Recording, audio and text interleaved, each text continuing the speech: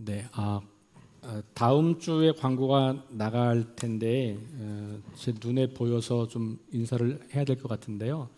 우리 이주영 형제가 7월 1일 날 결혼을 합니다. 오늘 우리 아내 되실 분이랑 같이 오셨는데 잠깐만 일어서실까요? 우리 박수로 축하하겠습니다. 고맙습니다. 네, 감사합니다. 네, 감사합니다. 네, 다음 주에 광고를 나가려고 했는데 오늘 제 눈에 이렇게 확 들어와가지고 또 같이 오셨으니까 이렇게 인사를 드렸습니다. 끝나고 이렇게 축복해 주시고 축하해 주시면 고맙겠습니다. 몇 주 전에 저에게는 와서 함께 인사하고 교제하는 시간이 있었는데요. 또 결혼하자마자 이렇게 미국으로 가서 또 공부하시고 그렇게 하실 계획인데 기도 많이 해주시면 좋겠습니다. 네, 우리 지금 로마서 말씀을 함께 듣고 있습니다. 오늘 세 번째 시간이고요. 오늘은 믿음으로라는 제목으로 함께 말씀을 나누려고 합니다. 우리 지난주 본문은 3장 21절부터 26절까지 말씀이었고 믿음으로 말미암는 의라고 하는 그 단어를 가지고 좀 설명을 드렸고 모든 사람들에게 차별이 없이 하나님의 의가 나타났다. 모든 사람은 다 우리 힘으로는 구원에 이를 수 없는 비참한 상태에 있다라는 실존과 그러나 하나님께서 그런 우리 가운데 오셔서 은혜로 값없이 우리를 구원하신다. 예수 그리스도 그분을 통해서 그래서 그분을 믿는 믿음으로 우리가 의에 이르게 된다라는 말씀을 드렸습니다. 그리고 그 27절부터 31절까지의 말씀에 보면 그러니까 어느 누구도 자랑할 것이 없다. 우리가 은혜로 구원받는 것이니까 자랑할 것이 없다. 그런 말씀이 이어졌고 4장은 그 이야기를 조금 더 부연 설명하면서 아브라함을 소개합니다. 바울 당시 유대인들이 유대인 그리스도인들도 마찬가지죠. 유대인이었다 그리스도인 되었지만 유대인으로서의 정체성과 오랜 세월 가지고 있던 어떤 유대적인 생각이 있기 때문에 그리스도인이 되었다고 해서 유대교를 포기했거나 유대교가 틀렸다고 보지는 않아요. 바울도 그랬고 예수님도 그랬습니다. 그래서 그 당시 유대인들, 유대 그리스도인들의 생각에는 아브라함이 하나님의 의롭다 하심을 받은 이유는 아브라함이 말씀과 계명을 잘 따랐고 특별히 아들 이삭을 바치라고 하는 이 어마무시한 말씀을 순종했다. 그래서 그 순종한 것 때문에 하나님으로부터 의롭다고 인정받은 거다라고 믿었어요. 그 근거를 창세기 22장, 26장에 가면 이삭을 바치는 그 이야기. 그걸 통해서 바라 아브라함은 이렇게 하나밖에 없는 아들, 100세에 얻은 아들까지도 바치는 순종, 그 행위를 통해서 하나님의 의롭다 하심을 받은 거다라고 믿었고 그래서 많은 유대인들은 성경을 그런 관점으로 해석하면서 심지어는 성경에 없는 이야기지만 조금 과도한 해석까지 그렇게 이제 하면서 전설들까지도 이렇게 만들어 내기도 했었던 것을 봐요. 바울은 그런 사람들에게 로마서를 쓰고 있다 이렇게 보시면 될 것 같아요. 그래서 오늘 읽은 말씀 이걸 통해서 보면 바울이 아브라함을 이해하는 것은 당시 유대인들이 이해했던 것과는 반대예요. 그 당시 주류는 순종 때문에 혹은 행위 때문에 의롭다고 인정받는다라고 믿었던 그 세상에서 아니다. 아브라함은 믿음에 의해서 하나님께 의롭다고 인정받은 거다 라면서 22장 이후 이야기가 아니라 12장, 15장 특별히 오늘은 15장 8절 말씀을 인용하면서 하나님을 믿음으로 말미암아 의롭다 인정받았다 그런 이야기를 해요.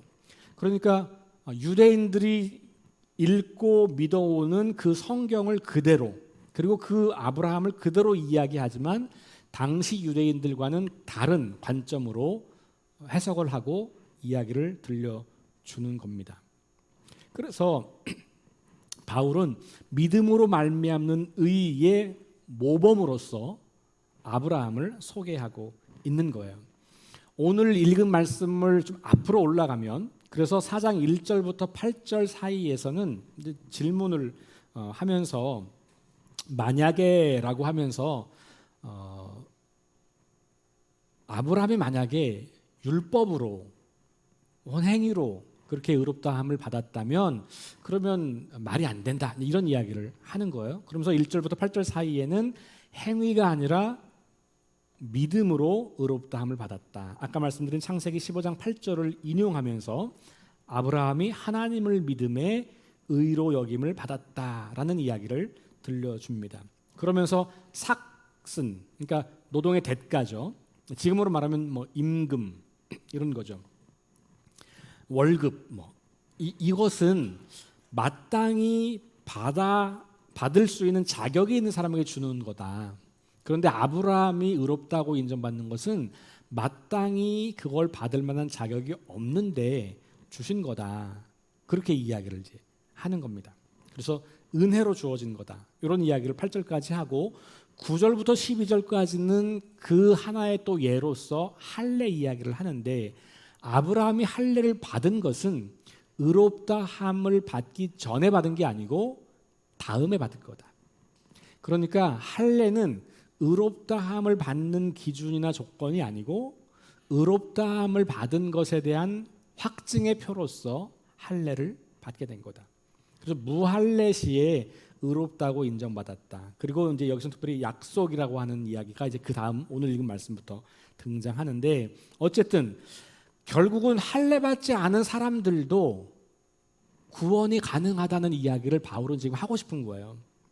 로마 교회 안에 로마에 있는 그리스도인 공동체 안에 유대인 그리스도인과 이방인 그리스도인의 갈등이 있었다 그랬고 그 갈등은 사도행전으로 거슬러 올라가면 이미 사도행전 15장에 해결이 된 문제예요. 그래서 할례 요구하지 마라. 율법의 무거운 짐 부과하지 마라. 이방인들에게도 성령 임하는 것도 다 봤다. 다만 몇 가지만 주의를 하고 그리고 이제 할례를 받지 않아도 율법을 가지고 있지 않아도 이방인들이 구원받는 거라는 게 결정이 났음에도 불구하고 오랜 세월 그 믿음을 갖고 있던 유대인들이 그것을 쉽게 동의하지 못했어요. 초대교회는 늘 그 갈등이 있는 겁니다. 그래서 할례자, 무할례자, 할례 이런 표현이 반복해서 등장하는 것을 보게 되죠. 지금 이 로마서에서도 그 이야기를 하는 겁니다. 그런데 아브라함을 봐라. 아브라함은 12장에서 부르심 받을 때는 가나안 땅도 아니잖아요. 저 이상한 땅에 이방 유대인들의 개념으로 보면 이방 땅에 살고 있을 때 그때 아브라함을 부르신 거고 그리고 그에게 말씀하셨고 약속을 주셨고 아브라함은 그걸 믿었고 그래서 의롭다고 여기신 거고 나중에 할례를 받은 것은 그 의롭다한 것에 대한 확증으로 주신 거다. 이제 이렇게 이야기합니다. 그런 이야기들이 이제 등장하는 거예요. 자, 그래서 13절에 보면 아브라함에게 주신 약속은 율법과 관계없이 믿음에 의한 거다. 이게 이제 13절에서 하는 이야기입니다. 특별히 이 단락에서 바울이 주목하는 것은 약속 혹은 언약인 거예요. 이거는 땅과 자손에 대한 것 여러분 다 아시잖아요. 이미 창세기 12장부터 시작된 언약과 약속인데 이거 할례 받기 전이고 그리고 이거 아직 유대인이기 전인 거예요. 그러니까 이미 유대인 혹은 유대교라고 하는 정체성이 만들어지기 전부터 하나님은 이방 땅에서 일하셨고 이방 땅에 있는 아브라함을 부르셨고 그를 통해서 한 민족을 시작하신 거 이렇게 이야기할 수 있는 거예요. 그러니까 이거는 율법과 관계없이 된 거다. 율법은 모세 때 나온 거니까 그 이전에 이미 시작된 거다라고 하는 거예요. 그래서 아브라함이나 그 후손에게 세상의 상속자가 되리라고 하신 언약은 율법으로 말미암은 것이 아니요 오직 믿음의 의로 말미암은 것이다라고 하는 게 13절 이야기이고요. 14절 가니까 또 이렇게 이야기해요. 율법에 속한 자가 상속자라면 믿음은 헛것이고 약속은 파기되는 거다. 이 말은 율법에 속하지 않은 사람들도 믿음에 의해서 상속자가 된다는 이야기를 하는 거죠. 율법에 속한 자는 유대인이고 속하지 않은 자는 이방인인 거예요. 그러니까 우리는 율법에 속해 있어 라고 주장하면서 유대인의 정체성 때문에 하나님의 의에 이를 수 있다고 믿는 사람들을 향하여서 아니다라는 이야기를 하고 있는 거죠. 왜? 아브라함이 그랬으니까. 바울은 그렇게 논의를 이어가는 겁니다. 그러니까 율법에 속했기 때문에 무조건 상속자가 될 수 있다고 믿는 것은 믿음을 파기하는 거다. 그러니 유대인들이여, 너희들이 유대인이라고 무조건 상속자가 되고 이방인들도 그러니까 유대인이 먼저 돼야 돼. 할례도 받고 율법도 지키고 안식일도 지켜야 되고 음식법도 지켜야 돼 라고 말한다면 안 된다. 그 얘기를 지금 하고 있는 거예요. 자, 15절에 가니까 율법은 진노를 이루어서, 그 다음에 율법이 없는 곳에는 범법도 없다, 뭐 이런 표현이 등장하죠. 율법은 진노를 이루게 한다. 이 말은 뭡니까? 율법은 죄를 깨닫게 해주는 거고 그 죄에 대한 심판을 나오게 하는 거죠. 만약에 율법이 없다면 이게 죄인지 아닌지가 기준이 없는 거죠. 그러니까 율법의 기능은, 긍정적 기능은 뭐냐면 죄를 죄로 알게 하는 거예요. 여러분들이 지금도 일상의 삶을 살면서 이거 하면 안 되는데, 그건 왜 그래요? 그 기준이 있기 때문에 그런 거잖아요. 우리나라 법에 의하면 이건 하면 안 돼. 그러면 내가 그걸 하게 될 때 갈등하거나 거부하거나 혹은 어쩔 수 없이 어기거나 뭐 이렇게 이제 한단 말이에요. 그런데 그거를 법이 있으니까 아는 거죠. 법이 없다면 그런 기준이 없는 거죠. 그러니까 죄가 안 된다 이런 얘기를 하는 거고, 결국은 율법의 기능은 그런 것이긴 한데 그럼에도 불구하고 이 율법이 없는 사람들에게는 그러면 진노가 없을 수 있다라고 이야기까지 되는 거고, 결국은 율법을 통해서 모든 사람을 다 다룰 수는 없다라는 이야기를 하고 있는 거예요. 곧바로 16절로 넘어가면서 그러므로 상속자가 되는 것은 율법이 아니고 하나님의 은혜에 의해서 혹은 믿음으로 된다. 여기 번역을 조금 어렵게 했어요. 상속자가 되는 그것이 은혜에 속하기 위하여 믿음으로 된다. 이렇게 좀 어렵게 되어 있는데, 그러니까 이런 표현을 만나면 고민하지 마시고 쉬운 성경의 번역을 읽으세요. 그렇게 해서 좀 참고하시면 될 것 같고, 제가 이해하는 것은 이거는 뭐냐면 여기 써 있는 대로예요. 하나님의 은혜에 대한 반응인 믿음으로. 왜냐하면 하나님의 은혜가 되려고 하면, 그러니까 여기 은혜에 속하기 위하여라고 하는 말은 그 은혜가 나에게 은혜가 된다는 말은 내가 그 은혜를 믿음으로 받아들이는 거거든요. 그러니까 하나님의 은혜는 우리의 반응과 관계없이 임한 거잖아요. 그런데 우리가 거기에 반응하면 그게 은혜가 나에게 오는 거, 속하게 되는 거고, 반응하지 않으면 혹은 거절하면 그 은혜는 나와 관계없는 거거든요. 그러니까 우리는 은혜에 의하여 믿음으로 구원받는다는 에베소서 2장 8절 말씀과 같은 맥을 하고 있다고 볼 수 있을 것 같아요. 그러니까 우리는 상속자가 되는 방법은 은혜로 되는 것이고 그 은혜에 마땅한 반응을 하는 믿음으로 되는 거고, 이렇게 되는 거죠. 자, 여기서 우리는 그래서 믿음을 좀 정리할 필요가 있어요. 믿음이 뭐냐? 전통적으로 우리 개신교인들은 믿음으로 말미암는 구원 혹은 이신칭의, 이신 믿음으로써 칭의 의롭다고 인정받는다 이런 말이거든요. 그러니까 내가 믿음으로 의롭다고 인정받는다라고 하는 말을 너무 강조했어요. 그건 루터가 이제 처음 발견하고 사용한 건데, 오직 믿음으로라고 하는 게 종교개혁의 아주 중요한 원리가 되거든요. 근데 로마서를 통해서 루터가 깨달은 거예요. 근데 루터는 가톨릭 사제였거든요. 그 중세 교회의 성직자였던 거예요. 그런데 그가 아무리 열심히 선을 행하고 아무리 고행을 하고 아무리 뭘 해도 이 죄책감을 해결할 수 없는 이 실존적 고민을 하게 되고, 친구가 마른 이 하늘에서 벼락 치는 거를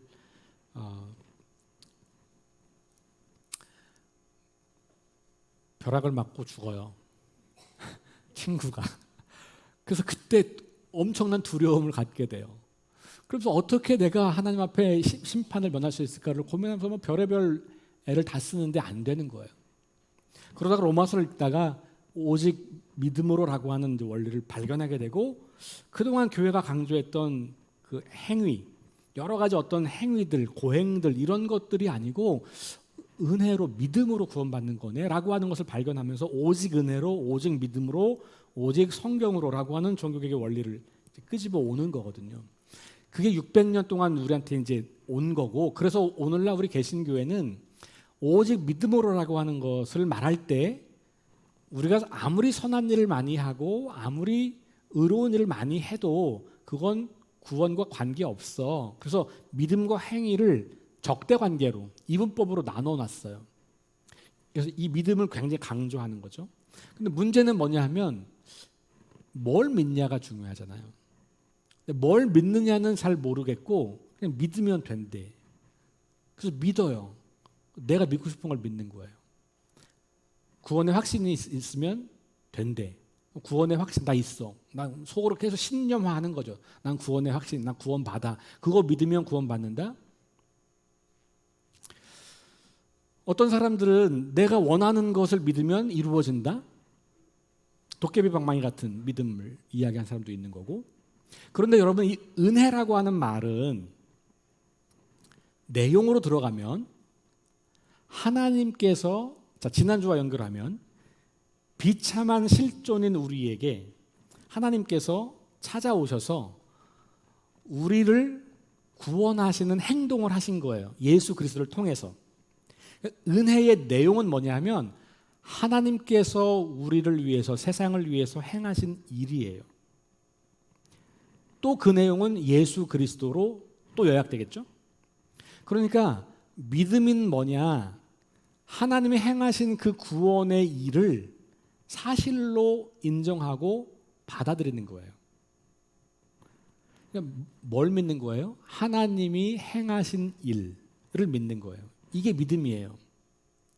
근데 이건 온데간데 없고 난 믿어, 나 예수 믿으면 구원 받아요 라고 하는 그 교리를 그냥 단순히 암기하면서 난 그러면 천국 가요 라고 하는 문자를 붙잡고 있는 거죠. 그게 아니고 하나님을 믿는 거예요. 그 하나님이 은혜인 거예요. 그 하나님이 행하신 행동이 은혜인 거예요. 그 하나님의 행동이 예수 그리스도를 통해서 나타난 거예요. 그러니까 우리는 그것에 대해서 반응하는 거고 그게 믿음인 거예요. 그러니까 믿음은 뭐냐? 하나님이 행하신 일에 대한 우리의 반응인 거죠. 그러니까 은혜로 구원받는 거고 그 은혜로 구원받는데 통로가 필요한데 그 통로가 믿음인 거예요. 에베소서 2장 8절은 은혜에 의하여 믿음으로 구원받는다 이렇게 말하잖아요. 그렇죠?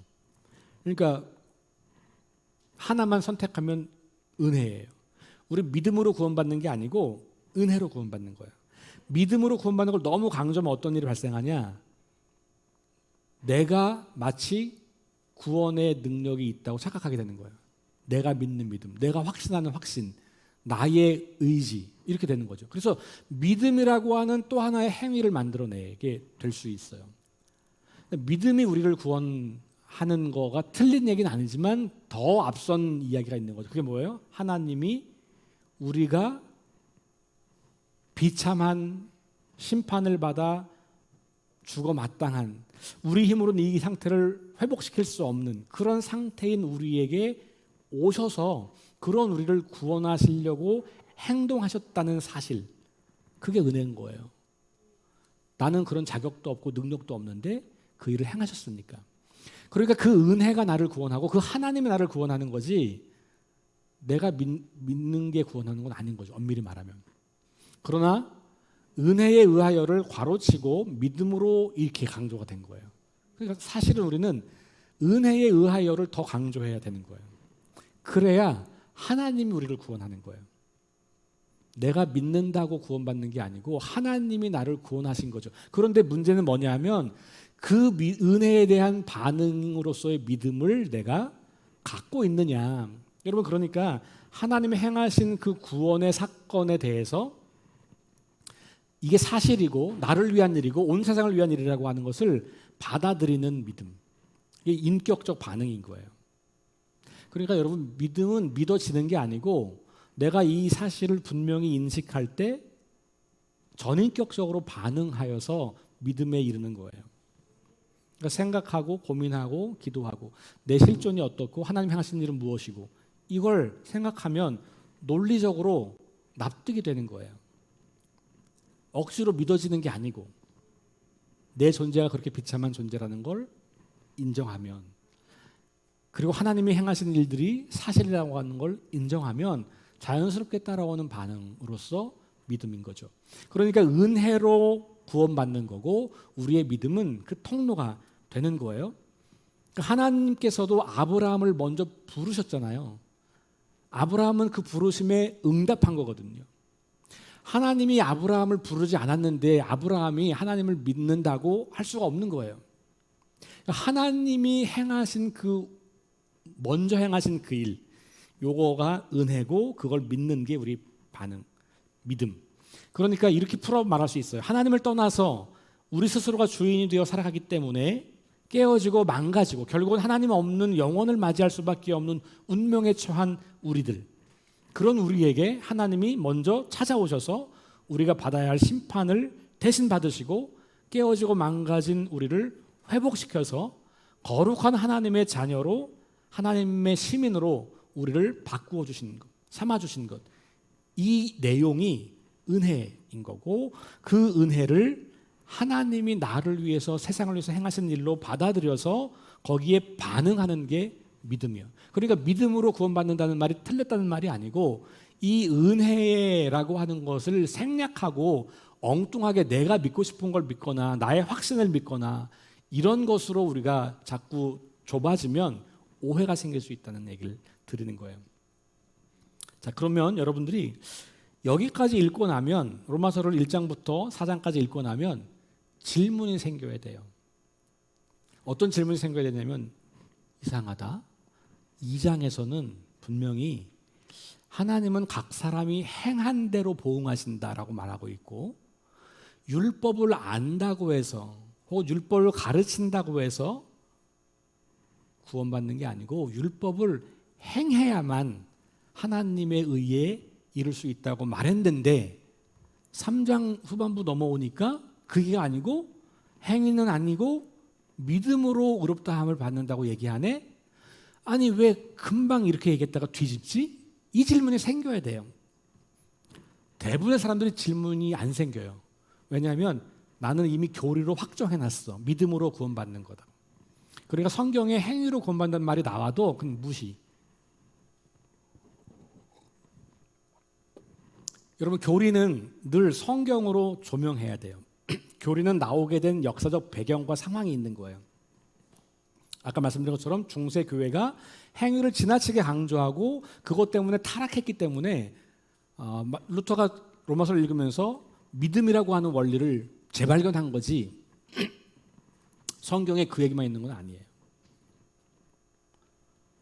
로마 교회가 유대인들이 자꾸만 자기들의 율법을 행하지도 않으면서 유대인이 되어야 되는 조건이 붙어있는 율법, 할례를 받고 음식을 어떤 건 먹으면 되고 어떤 건 먹으면 안 되고, 그리고 절기를 지켜야 되고, 요것만 행하면, 요것만 있으면 그러면 우리는 구원받아. 다른 율법은 다 무시해. 그러니까 가르치는 대로 살지 않고 거짓말하지 말라고 가르치면 자기들은 거짓말하고, 뭐 이렇게 사는 거 우리 3장에서 계속 비판했잖아요. 그러니까 유대인들이 그렇게 유대인이기 때문에 율법을 행하지 않아도 돼, 그래도 우리는 구원받아, 그래도 의롭다고 인정받아라고 말하고 있는 그 사람들을 향해서 아니다, 율법 행해야 돼 라고 하는 말을 한 거거든요. 그리고 그 말을 뒤집으면 너희들은 율법을 알고 있기 때문에 율법을 행해야 돼. 그런데 율법의 행위가 너희를 의에 이르는 게 아니라고 말을 할 때에는 그 행위는 우리가 말하는 것처럼 선을 행하고 의롭게 사는 그 행위를 말하는 게 아니고, 아까 말했던 할례, 음식법, 안식일법, 절기 이런 것들. 그래서 유대인이 되어야만 하는 행위들이 있어요. 유대인이 되어야만. 그러니까 이 당시 유대인들은 이방인 너희가 믿음으로 구원받는 거 오케이, 그렇다고 치자. 근데 하나 더 해야 돼. 먼저 우리처럼 유대인이 돼야 돼. 할례 받아야 되고 안식일 지켜야 되고 음식법 잘 지켜야 돼. 이방인들하고 어울리면 안 되고. 이런 얘기 하는 거예요.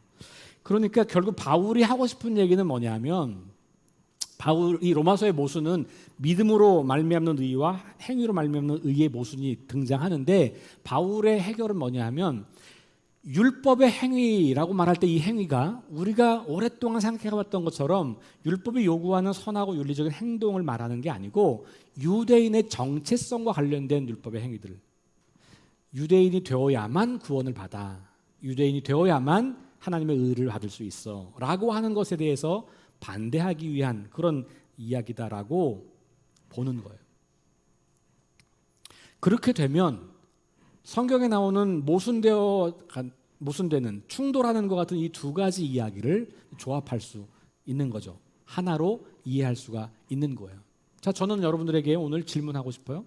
바울이 만약 오늘 우리 교회에 온다면 뭘 강조할까? 여러분들 하나님 말씀을 행해야 구원받아요, 요거 강조할까?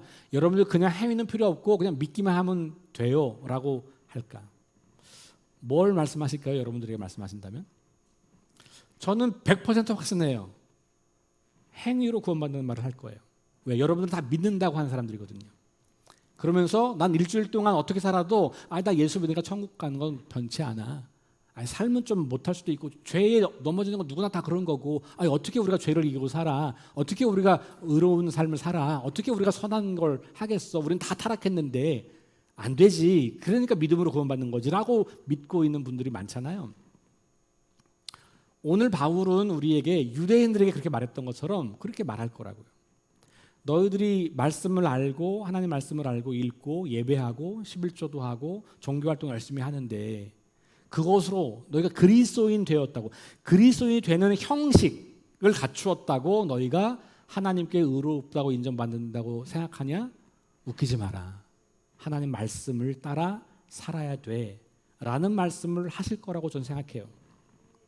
그게 우리가 로마서를 정직하게 읽는 거라고 저는 봐요. 근데 이제 로마서만 그런 얘기를 하냐? 그렇지 않습니다.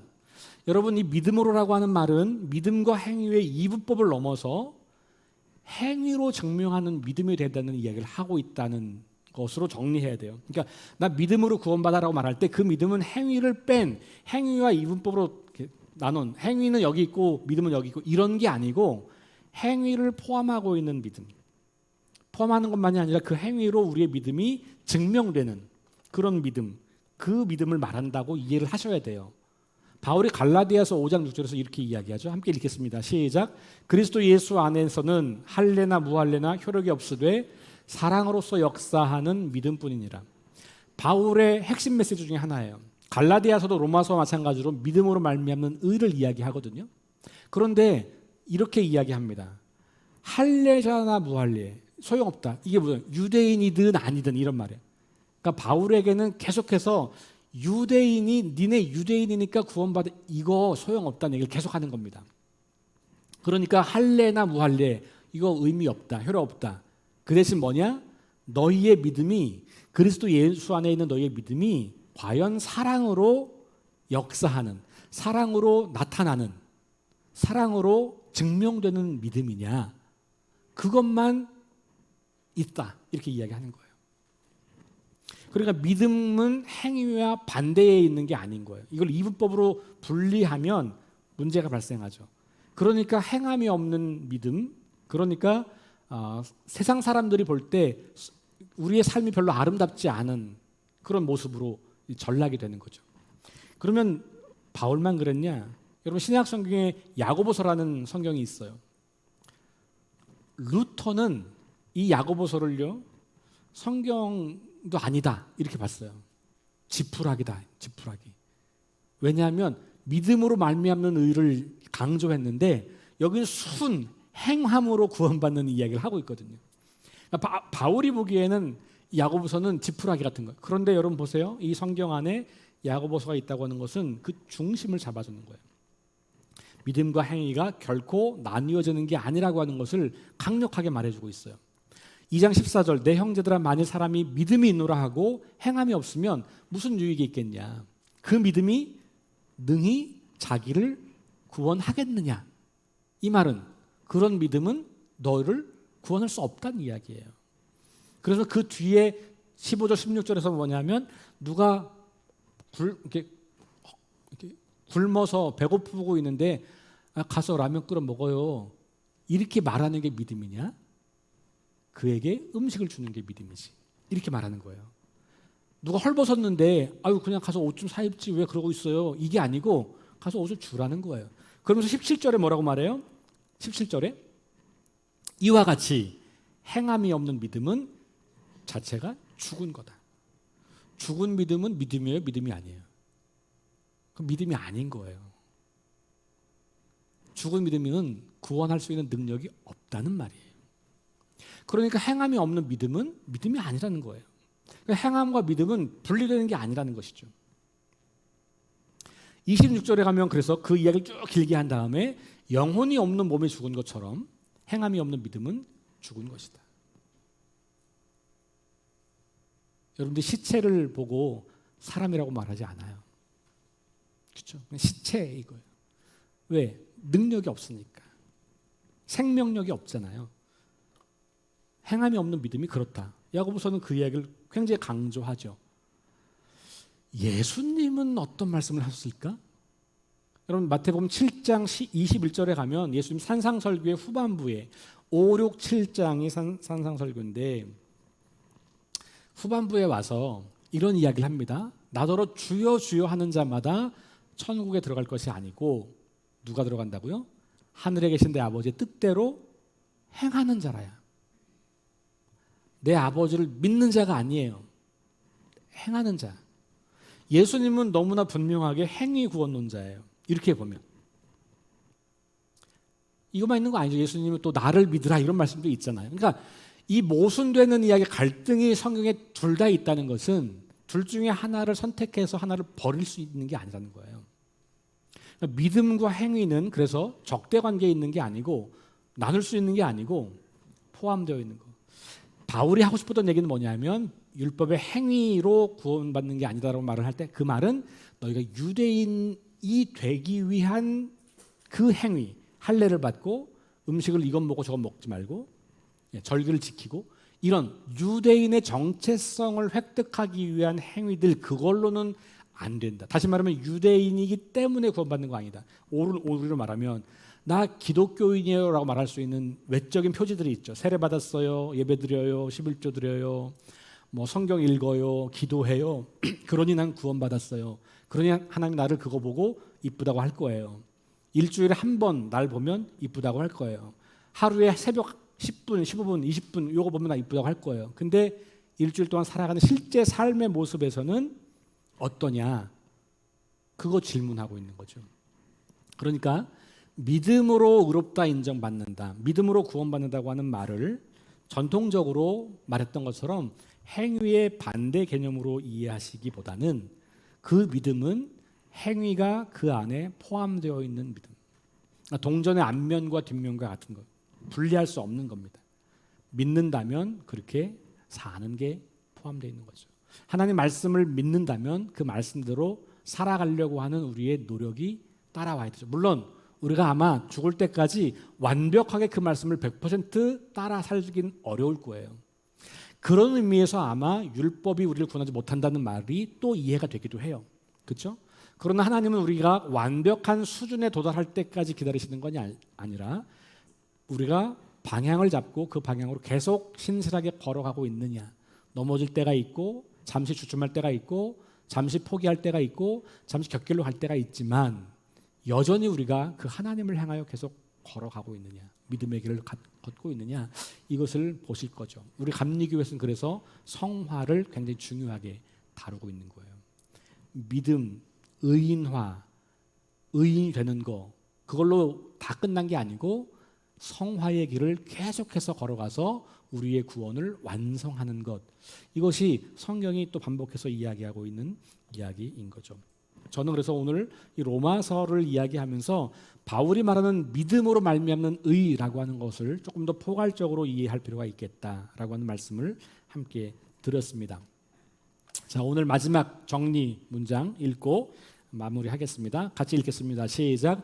하나님을 떠나서 스스로가 주인이 되어 살아가기 때문에 비참한 운명에 처한 우리에게 하나님께서 친히 찾아오셔서 우리가 받아야 할 심판을 대신 받으시고 깨지고 망가진 우리를 거룩한 하나님 나라 시민으로 회복시켜 주셨습니다. 우리는 이것을 사실로 받아들이는 믿음으로 의롭다고 인정받습니다. 그러나 이 믿음은 반드시 선하고 의로운 행동으로 증명되는 믿음입니다. 기도하실까요?